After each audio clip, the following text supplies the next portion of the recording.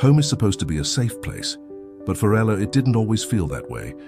Every day at dinner she sat at the table, quiet, pushing her food around, trying to disappear. "Ugh, Ella, you're so slow. No wonder you have no friends." Jake's words came casually, tossed across the table like they meant nothing.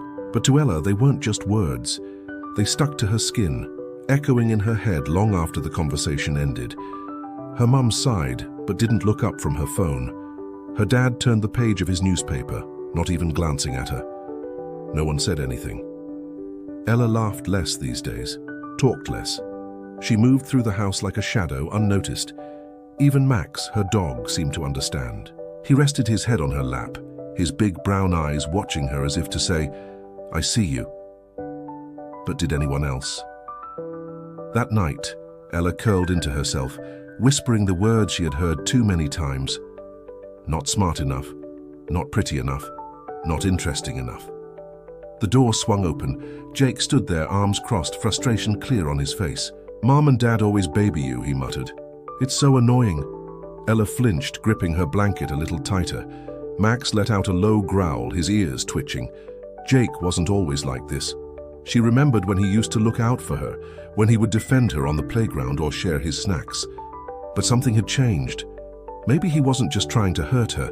Maybe he was passing on something heavier. A memory flickered. Dad standing over Jake's desk, voice sharp. "You'll never succeed if you keep messing up." Jake had clenched his fists, jaw tight, staring at the floor. Pain doesn't always stay where it starts. Sometimes it gets thrown, hitting the ones closest to us. That night, as Ella lay awake, she thought about Jake. Was he angry at her, or was he angry at something else? Maybe he didn't even realize how much his words hurt. The next day, Ella did something different, something small.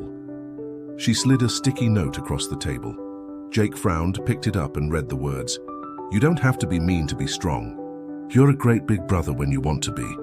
He stared at the note for a long time. Max wagged his tail.